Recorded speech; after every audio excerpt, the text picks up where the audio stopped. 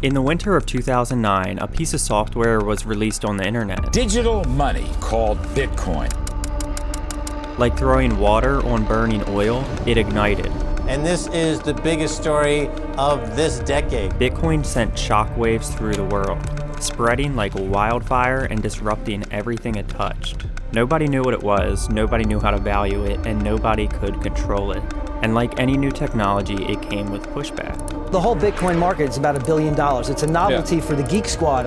On top of all of these attacks, critics came after its energy usage. That's right, Bitcoin consumes energy. Bitcoin in general is wasteful by design. Bitcoin uses a system called proof of work, which requires energy to function. Bitcoin uses more energy than countries like Ukraine, Norway, Sweden, Argentina, or the Philippines. Now, if you just heard of those comparisons, you're likely shocked. And here's where proof of stake comes in.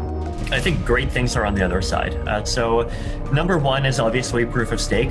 So much more efficient, much more secure, much less tree killing. Thousands of new cryptocurrencies use this new proof of stake model, all promising to be superior to the old energy-intensive proof of work technology. There's only one problem. Is this true, or are they marketing false promises? One of my issues with sort of proof of stake, the way it's been presented, and with the Ethereum roadmap, is that I think that the risks are not sort of fully discussed in a very open, intellectually honest way. From this video, we will see the differences between proof of work and proof of stake, the problems tied to each, and whether one is more efficient than the other. Often the advantages of proof of stake are described without acknowledgement of its trade-offs compared to proof of work.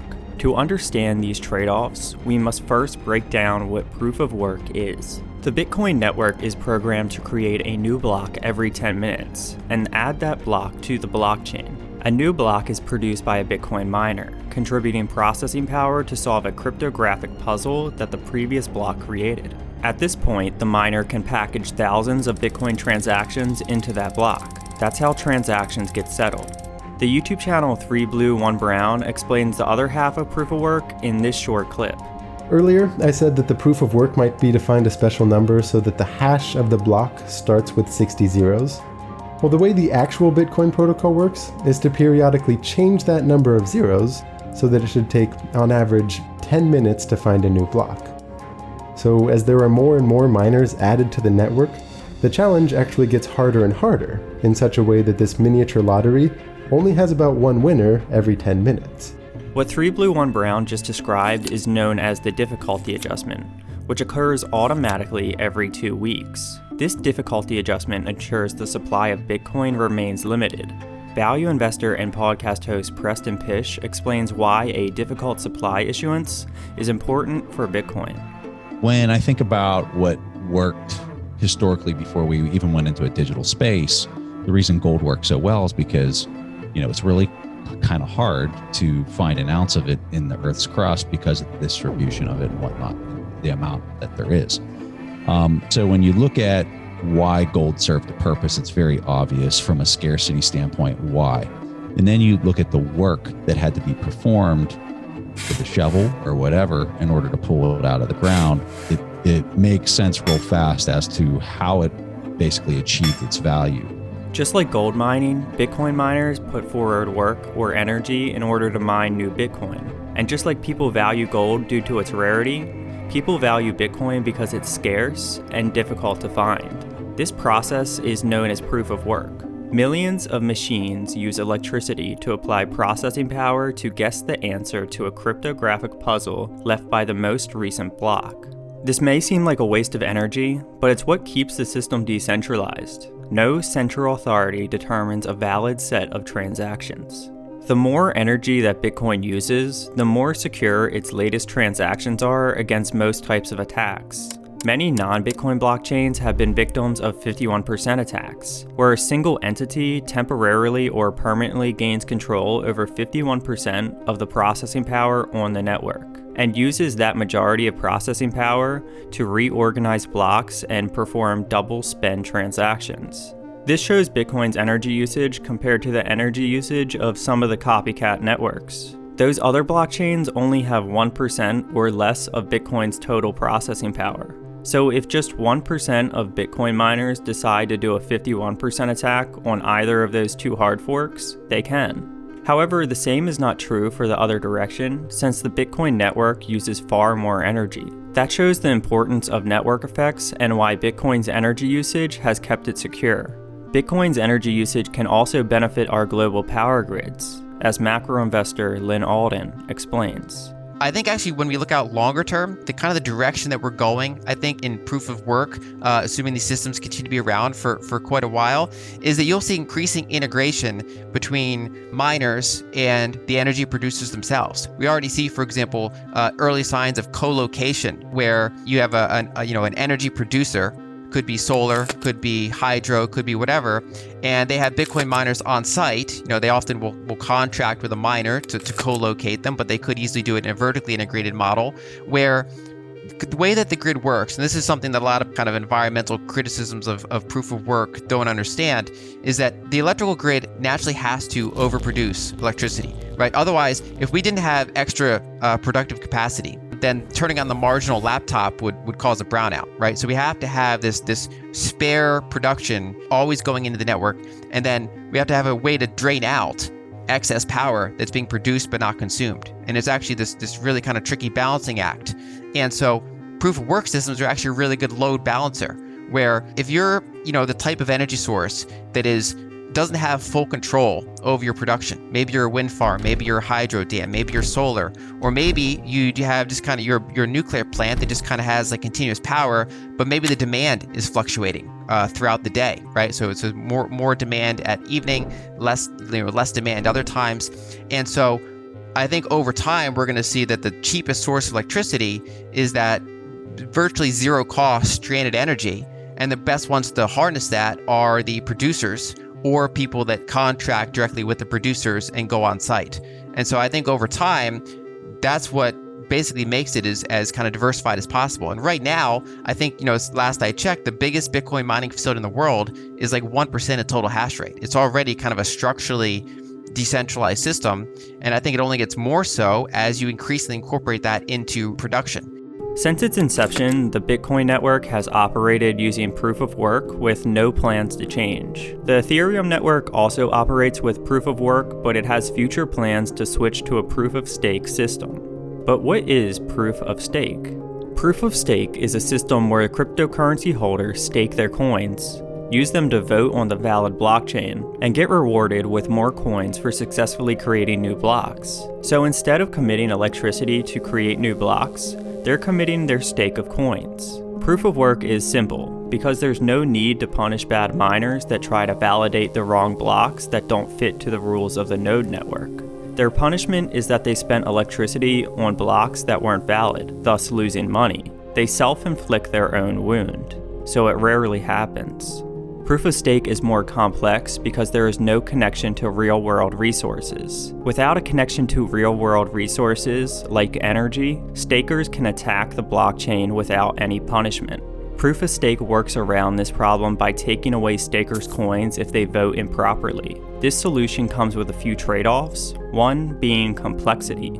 An Ethereum developer recently described the complexity issues facing their proof-of-stake system. In Ethereum's history, complexity never decreased. Every EIP is piling on top. Every major change is one more nail. I'm extremely frustrated when a research proposal says everything's figured out. It's just engineering now. I must emphasize that Ethereum is not going in a clean direction. Tangentially, it's achieving results, but it's also piling complexity like there's no tomorrow. If the protocol doesn't get slimmer, it's not going to make it. We are already past the point of anyone having a full picture of the system.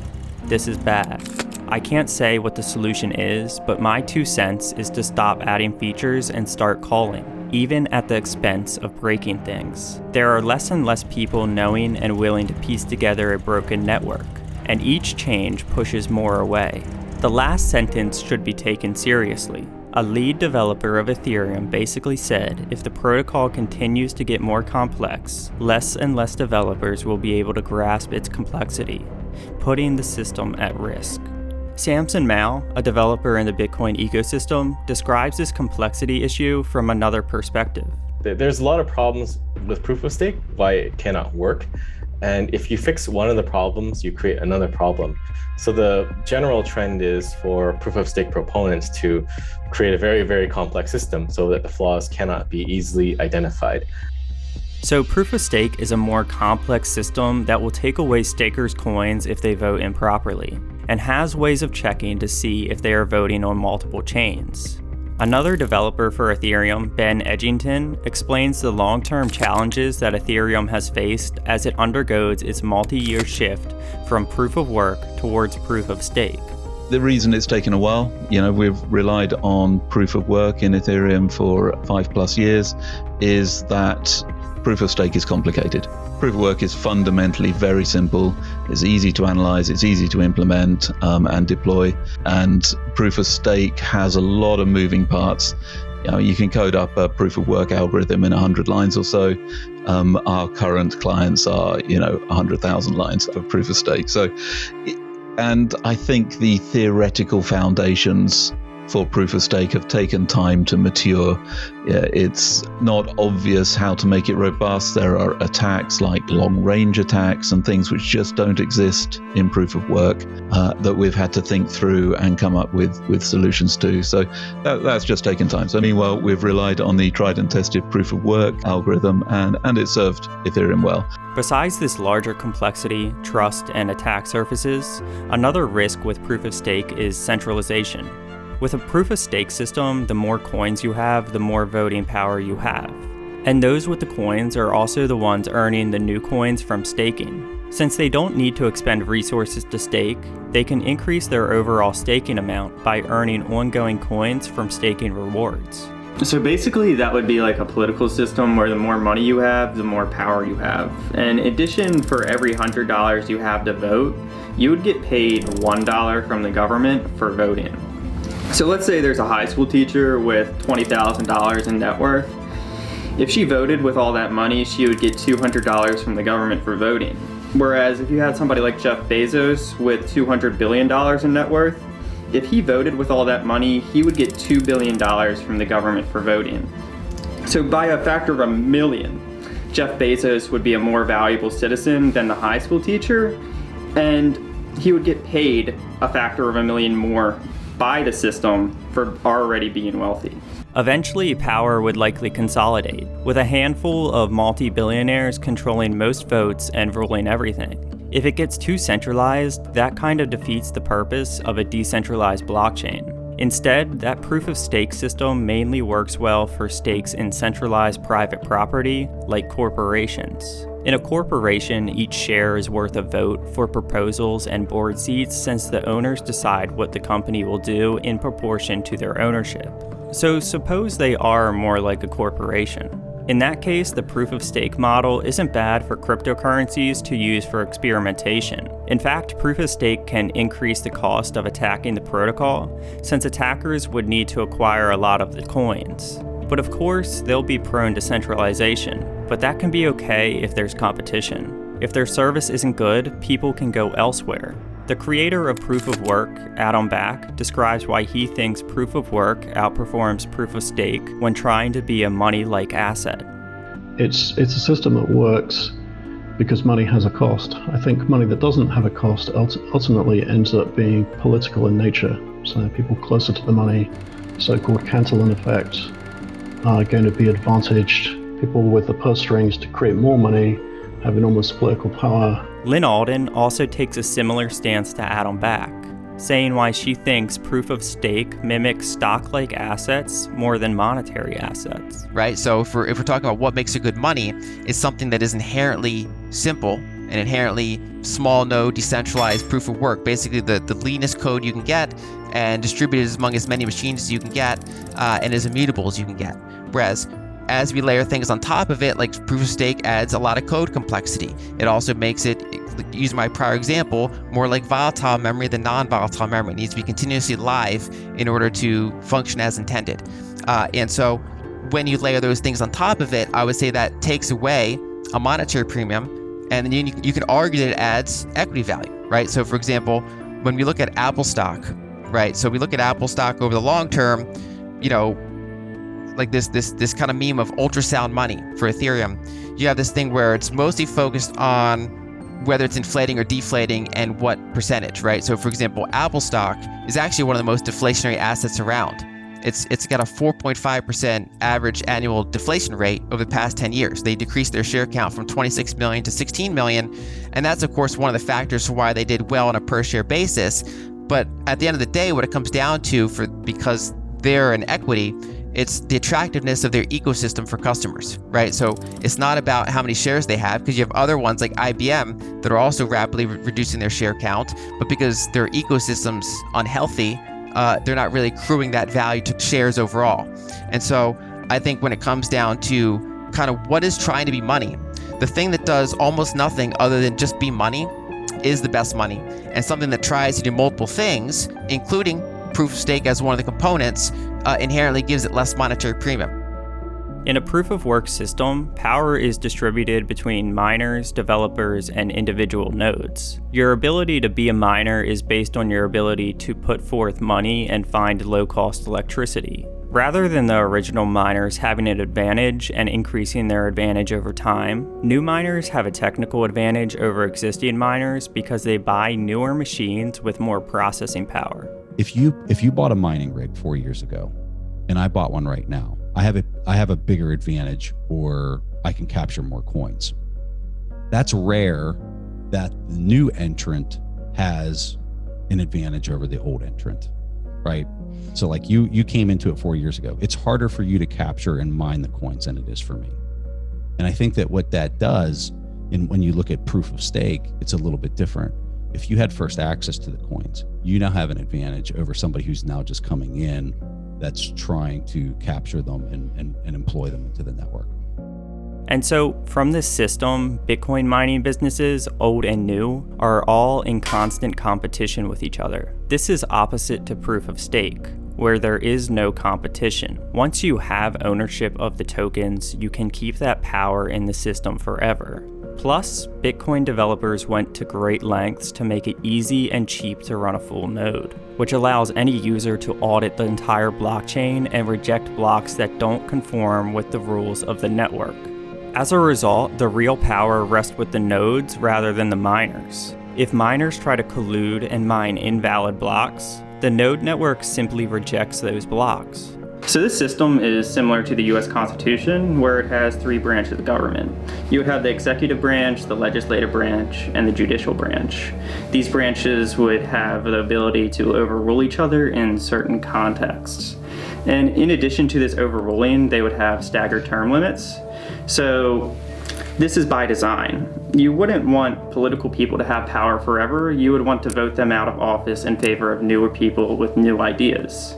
And this is how the US works. So like the United States, the Bitcoin network has three branches that limit each other's power. The node network has the final say over consensus, but relies on miners to order transactions and developers to create new updates that both the miners and the node network accept. Many other blockchains make multiple trade-offs, including making the nodes require immense processing power, bandwidth, and storage, so that only large entities can run them, which centralizes the network into a handful of major providers. The point I want to make here is that this is also a slippery slope, right? Yeah, of course. Like, increasing the requirements by 10%, maybe Ethereum increases by 10% a year, can have an outsized effect where suddenly 90% of the people who would have done this can no longer do it, right? So it's not linear. Yeah. And once you start going down that path, right, You the reason become I more say slippery slope is you're like, well, it's already hard, so it's not a big deal if we make it a little bit harder. And this is why the thought of like increasing the Bitcoin block size is so risky. So increasing the complexity on the base layer of a blockchain makes it harder for an individual to run a full node. And without full nodes, the blockchain relies more on trust and much less on decentralization. Bitcoin's proof of work and small block design keep a lot of power with the individual users. The block size war in 2017 was a real-world test of Bitcoin's level of decentralization. Ever since the network's early history, there was a growing divide between people who wanted to increase the block size and people who wanted to keep it small. Increasing the block size allows the network to process more transactions. However, increasing the block size also increases the bandwidth and data storage required to run a full node. And in return, it puts it out of reach for the everyday user. At one point in 2017, over 80% of miner processing power, the biggest maker of Bitcoin mining equipment, and a large number of major custodians and exchanges, including Coinbase and Grayscale, were in favor of increasing the block size with an upgrade called SegWit 2x, and yet they failed. Why did it fail? Because the plebes were against the idea. That's only possible in a network where you have so many people running nodes at home and threatening to do a UASF or something if the change proceeds. And that, I think, realistically, that would be a very difficult thing for Ethereum to achieve right now because not many people run the full nodes. If Bitcoin were built on a proof-of-stake model, where the more coins you have, the more votes you have on how the network functions, the large exchanges and custodians could have used the millions of coins they held on clients' behalf to vote in their own favor. This is similar to how BlackRock maintains the voting rights to trillions of dollars of client assets. Proof of work and a network full of small nodes are the main way to keep a blockchain sufficiently decentralized and secure on the base layer. If Bitcoin ever upgrades to a different system, it would be only with the overwhelming consensus among users. Ethereum has also been running into more scaling problems than Bitcoin, which has opened the door to several centralized and in some ways more efficient competing smart contract blockchains. And among those new proof-of-stake competitors, there are multiple examples of their systems running into problems. One issue involved the Solana blockchain going down for 17 hours. Solana is a popular smart contract blockchain that tries to be more scalable than Ethereum by implementing a combination of proof of stake with proof of history to achieve more transactions. This higher transaction output comes with a few trade-offs. First, to run a Solana validator, you need a computer with 12 CPU cores, 128 gigabytes of RAM, and 300 megabit a second upload speed. That setup, especially the upload speed part, basically means you need to be a data center operator to run a Solana validator. Secondly, even those data center level validators have to rely on archivers if they want to go back through the full history of the blockchain, because over time, the amount of stored information becomes massive. Thirdly, Solana uses manual slashing. In other words, it's a blockchain that requires human decisions to determine consensus if there are significant attacks on the network. So Solana is not really even an automated blockchain. It's a step back from both proof-of-work Bitcoin and proof-of-work Ethereum in terms of automation, in exchange for more throughput and low fees. The consensus mechanism is more manual, human, and political.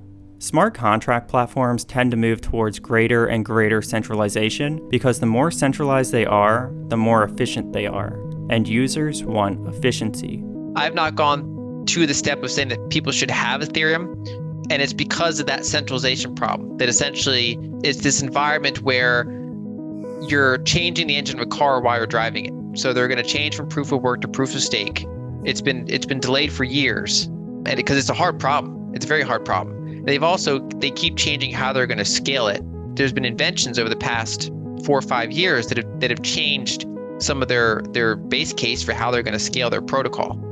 And so overall, my issue with some of those smart contract platforms is that they seem like they're going to tend towards centralization. And you see that with the Solana versus Ethereum comparison, where a more centralized blockchain comes along that's more efficient because it's more centralized. And then people start kind of flocking to it. The excitement goes there. The DeFi grows a little bit quicker there than on Ethereum because there's lower fees. And they don't fully understand the trade-offs, but as long as it's working, they don't really mind too much. As a result, smart contract platforms that have higher throughput and a massive support each have a decent shot of taking market share. The field keeps diluting itself with more efficient and more centralized networks. However, Ethereum also partially goes down from time to time with unintended chain splits. And it's possible that if it changes over to proof of stake, it could face more severe issues than what Solana faces. So overall, the main theme is that by not including upfront costs as a part of their designs, proof of stake systems inherently rely on more trust and have less ability to recover from chain splits without human intervention. Many people propose proof of stake as superior or better technology than proof of work, and they praise its higher transaction volume systems without realizing these issues. Many of the things they think are bugs to be eliminated from the system, like the fact that a proof of work system has a real-world resource cost, are features that make it as secure as possible. To summarize in a sentence, proof of work is inherently money-like, while proof of stake is inherently equity-like. What makes proof of stake blockchains inherently equity-like is that they require some form of ongoing governance, whereas proof of work blockchains are more money-like.